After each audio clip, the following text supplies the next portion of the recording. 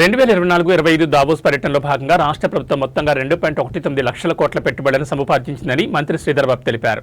ఇవాళ సభలో దావోస్ పర్యటనలో భాగంగా రాష్ట్రానికి వచ్చిన పెట్టుబడులపై బీజేపీ సభ్యులు అడిగిన ప్రశ్నలకు ఆయన సమాధానం చెప్పారు. మొత్తం 44 ఎంఓయూలను వివిధ కంపెనీలతో కుదుర్చుకున్నామని పేర్కొన్నారు. ఆయా పెట్టుబడుల గ్రౌండింగ్ వివిధ దశల్లో ఉన్నాయని, ఫలితంగా కొత్తగా 68,150 మంది నిరుద్యోగులకు ప్రత్యక్షంగా ఉపాధి లభించనుందని తెలిపారు. 2024లో 18 ఎంఓయూలతో రాష్ట్రానికి 40,232 కోట్ల పెట్టుబడులు రాక 2025లో 26 ఎంఓయూలతో 1,78,950 కోట్లు కలుపుకుని మొత్తం 44 ఎంఓయూలతో 2,19,182 కోట్లు పెట్టుబడి వచ్చాయని అన్నారు. అయితే దావోస్ పర్యటనలో భాగంగా 81,800 కోట్లు పెట్టుబడి పెట్టేందుకు ఎంఓయూలు కుదుర్చుకున్న 6 కంపెనీలకు ఇప్పటికే భూములు కేటాయించామని చెప్పారు. ఈ ప్రక్రియ ద్వారా ప్రభుత్వానికి 1,540 కోట్ల ఆదాయం సమకూరిందని వెల్లడించారు. ఇక నిజామాబాద్ ఐటీ టవర్ మొత్తం 681 సీట్ల సామర్థ్యం ఉందని, ప్రస్తుతం అక్కడ 11 కంపెనీలు 276 మంది ఉద్యోగులతో కార్యకలాపాలు నిర్వహిస్తున్నాయని మంత్రి శ్రీధర్బాబు సభలో ప్రస్తావించారు.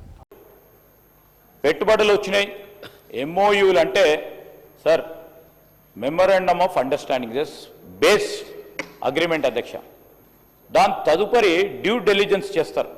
ఇటు మా ఇండస్ట్రీ డిపార్ట్మెంట్ డ్యూ డెలిజెన్స్ ఏంది, వారు సబ్మిట్ చేసిన డిపిఆర్, వారు సబ్మిట్ చేసినాక డిపిఆర్కు సంబంధించి వారికి ఉన్న అనుభవాలను దృష్టిలో పెట్టుకొని, లేకుంటే వారు ఫైనాన్షియల్గా ఎంత స్ట్రాంగ్ ఉన్నారో చూసి నెక్స్ట్ స్టెప్ తీసుకోవడం జరుగుతుంది.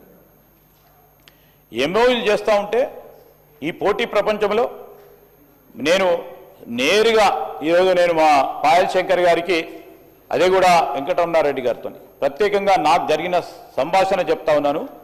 గౌరవ మహారాష్ట్ర ముఖ్యమంత్రి గారితో నేను నేరుగా అడిగినాను, మీకు పెట్టుబడులు వస్తూ ఉన్నాయి 6 లక్షలు 7 లక్షలు సార్, గత సంవత్సరం మీరు 7 లక్షలని డిక్లేర్ చేశారు, ఎంత మీరు గ్రౌండ్ చేస్తున్నారని అడిగాను. This is my discussion with honourable chief minister of Maharashtra. మేము 30% గ్రౌండ్ చేస్తాము, 30 to 35% గ్రౌండ్ చేస్తే అదే సక్సెస్ మాకు అని చెప్పడం జరిగింది. అంటే వారిని 65% ఎందుకు చేస్తలేరు, ఏ విధంగా చేస్తలేరు అడతలేను. They are so many practical issues will be involved after MoUs. ఆ ప్రాక్టికల్ ఇష్యూలో ఒకటి చెప్తా ఉన్నాను అధ్యక్ష, వారి కంపెనీకి సంబంధించి ఈరోజు అనుకునేది వారి కంపెనీకి సంబంధించిన ఫైనాన్షియల్ క్లోజర్ రాకపోవచ్చు, వారి కంపెనీకి సంబంధించి ఇన్వెస్ట్మెంట్ పరంగా లోన్ అసిస్టెన్స్ రాకపోవచ్చు, వారి పార్ట్నర్స్లో కొన్ని ఇబ్బందులు రావచ్చు. ఈరోజు మేము తీసుకోవాల్సిన డ్యూ డెలిజెన్స్ ఏముంటుంది, మా అధికారులు మేము ఈరోజు వచ్చే ఎంఓయూ చేసిన వారు కరెక్ట్గా ఉన్నారా, వారి డిపిఆర్ కరెక్ట్ ఉందా, వారి ఫైనాన్షియల్ స్టాండింగ్ కరెక్ట్ ఉందా, సరి అయిన సమయంలో వారి ఫైనాన్షియల్ క్లోజర్ అయిందా అన్ని చేసిన తర్వాత we will make next step. ఈరోజు చెప్పిన వాస్తవాలే.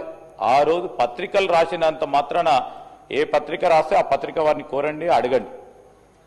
ప్రభుత్వ పరంగా వచ్చిన ప్రకటనని ఆ ప్రకటన మేరకు నేను జవాబు చెప్తాను తప్ప పత్రికల్లో వచ్చిన దాన్ని ఆధారంగా చేసుకొని పోయే కార్యాచరణ తీసుకోను.